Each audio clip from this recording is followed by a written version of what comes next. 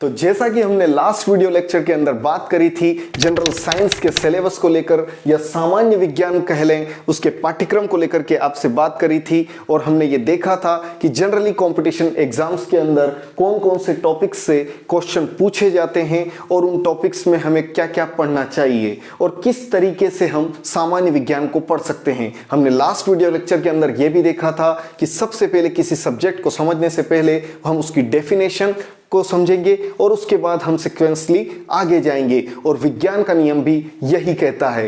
तो बिना किसी देर किए चलिए चलते हैं आज के फर्स्ट वीडियो लेक्चर में और देखते हैं सामान्य विज्ञान की परिभाषा।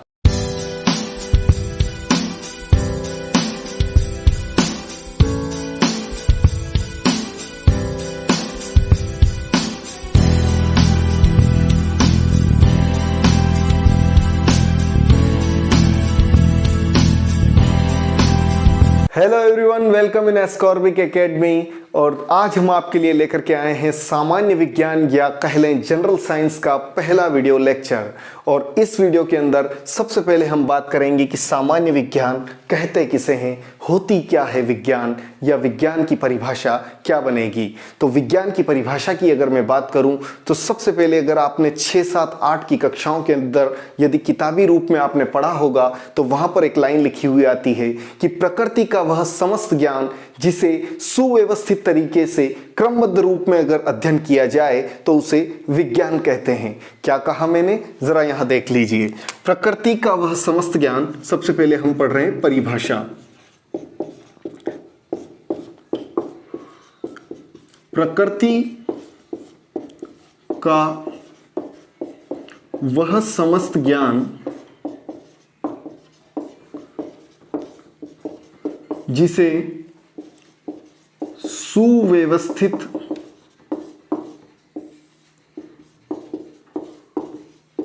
तरीके से क्रमबद्ध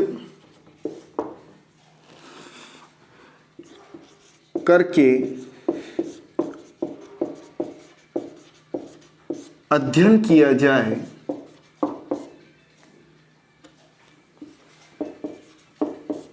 उसे विज्ञान कहते हैं।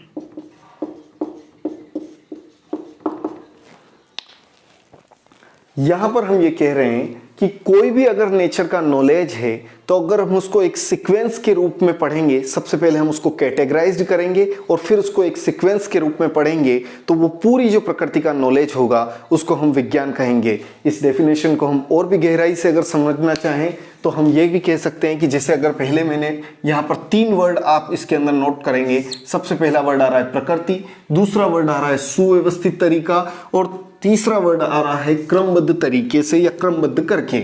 यहाँ पर कहने का मतलब यह है कि जैसे प्रकृति नेचर, उसको मैंने पहले 2 भागों में कैटेगराइज्ड किया या 2 भागों में वर्गीकृत किया या सुव्यवस्थित किया। तो सुव्यवस्थित यहाँ पर करेंगे तो मैं देखता हूँ कि प्रकृति के अंदर 2 प्रकार की चीजें पाई जाएगी। एक होगा हमारा पदार्थ और दूसरा होगा हमारा ऊर्जा।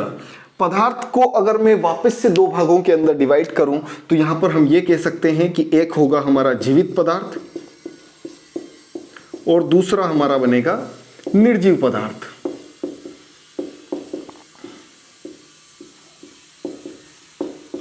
और तीसरा वाला जो भाग बनेगा हमारा वो ऊर्जा वाला भाग।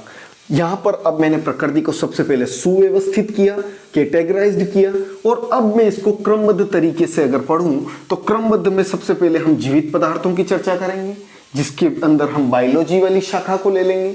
उसके बाद निर्जीव पदार्थ की चर्चा करेंगे जहां पर हम रसायन विज्ञान की शाखा को ले लेंगे जहां पर पदार्थ के संगठन गुणों का अध्ययन किया जाएगा। और तीसरी वाली जहां पर एनर्जी का अध्ययन करेंगे, ऊर्जा का अध्ययन करेंगे, उसको हम भौतिक विज्ञान कहेंगे।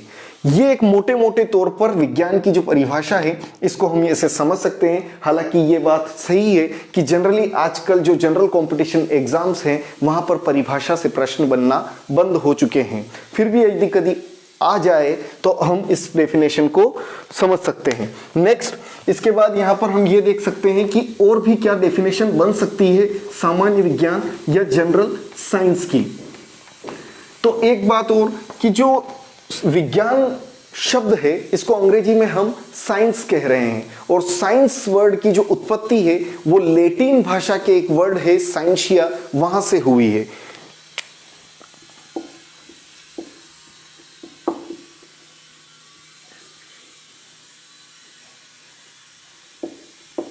साइंसिया एक वर्ड होता है जो कि लैटिन भाषा होती है, जो कि मृत भाषा मानी जाती है, वहां से इस वर्ड की उत्पत्ति हुई और इसका अर्थ होता है टू नो, यानी कि जानना।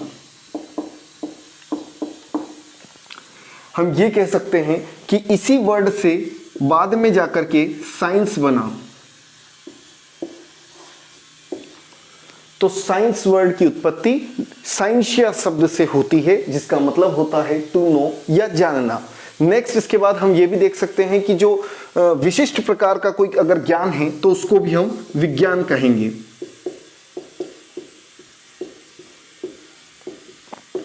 विशिष्ट प्रकार का ज्ञान या विशिष्ट प्रकार के ज्ञान को विज्ञान कहा जाता है।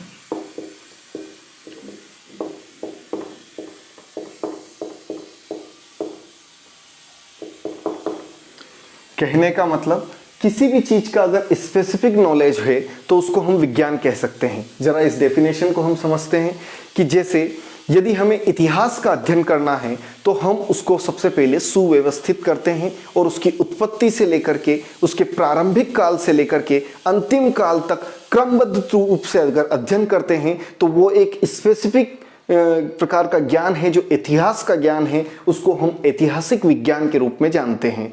इसी के साथ साथ यदि मन का अध्ययन, मन के बारे में बात करें तो मन का जो क्रमबद्ध तरीके से सुव्यवस्थित तरीके से अध्ययन किया जाता है उसे हम मनोविज्ञान कहते हैं। इसी प्रकार से यदि किसी समाज को उत्पत्ति से लेकर के अंत तक वर्तमान की दशाओं तक का अगर अध्ययन किया जाता है, सुव्यवस्थित तरीके से समाज का अध्ययन किया जाता है, एक सीक्वेंस के रूप में क्रमबद्ध तरीके से अगर अध्ययन किया जाता है तो उसे हम सामाजिक विज्ञान कहते हैं। यह ठीक उसी प्रकार की बात है जैसे हम कोई टीवी सीरियल या कोई फिल्म मूवी वगैरह जो देखते हैं, हम उसमें एक सीक्वेंस के तौर पर जो कहानी चलती है वो एक प्रकार का ज्ञान होता है, चाहे वो किसी भी प्रकार का हो, तो हम उसको विशिष्ट प्रकार का जो ज्ञान होता है उसको हम विज्ञान कहते हैं। यहां पर मैंने इस वाली डेफिनेशन और इस वाली डेफिनेशन को आपस में कनेक्ट करने का प्रयास किया है।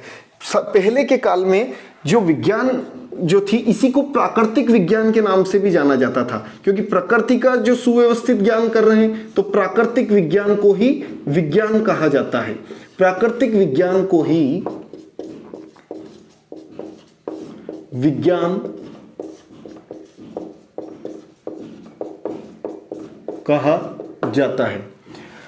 तो यहां तक कि हमने जो बात करी इसमें हमने ये समझा कि विज्ञान के अंदर इस प्रकार की डेफिनेशन बन सकती है और विज्ञान हम किसको कह रहे हैं, मतलब मोटे मोटे तौर पर अगर मैं लास्ट में आपको एक ही लाइन में सारी बात कहने का प्रयास करूं तो किसी भी चीज को अगर आप एक सीक्वेंस के रूप में स्टडी कर रहे हैं तो वो सब कुछ चीजें आपकी विज्ञान के अंदर आएगी। तो ऐसे हम हर विषय को विज्ञान की कैटेगरी में अलग अलग भागों में डिवाइड कर सकते हैं। और इसको हम इंग्लिश वर्ड के अंदर भी हम सामान्य विज्ञान को कहें तो हम इस डेफिनेशन को अगर इंग्लिश में ट्रांसलेट करके कहेंगे तो हम ये कह सकते हैं कि टू द स्टडी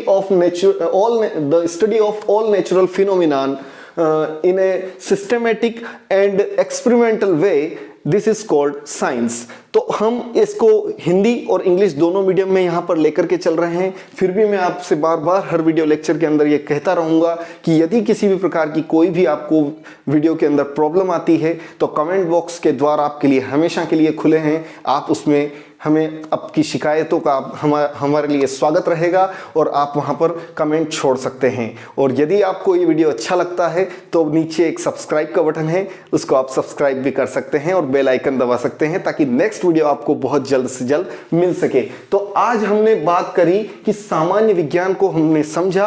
अब हम इसको आगे जानेंगे कि हम किन किन चीजों के विशिष्ट प्रकार के ज्ञान को हम यहाँ पर कैटेगराइज्ड करेंगे और फिर वहां से हम विज्ञान की शाखाएं बनाएंगे। जैसे अगले वीडियो लेक्चर में हम पढ़ सकते हैं कि वहां पर जैसे रेशम के कीटों का अगर क्रमबद्ध तरीकों से अध्ययन किया जाए या उनके पालन का क्रमबद्ध तरीके से अध्ययन किया जाए तो उसको हम सेरीकल्चर कह सकेंगे।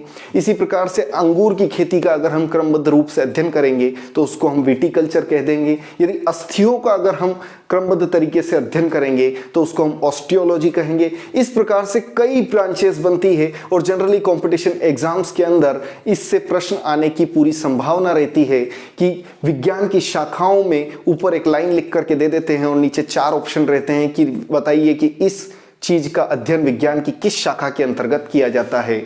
तो आप बिल्कुल नेक्स्ट वीडियो लेक्चर के अंदर तैयार रहिएगा, मैं लेकर आऊंगा आपके लिए विज्ञान की शाखाओं का नया टॉपिक जहां से क्वेश्चन बनने की पूरी प्रोबेबिलिटी रहती है। तो आज के वीडियो लेक्चर में केवल इतना ही। तब तक के लिए सीखते रहिए, सिखाते रहिए। शुक्रिया।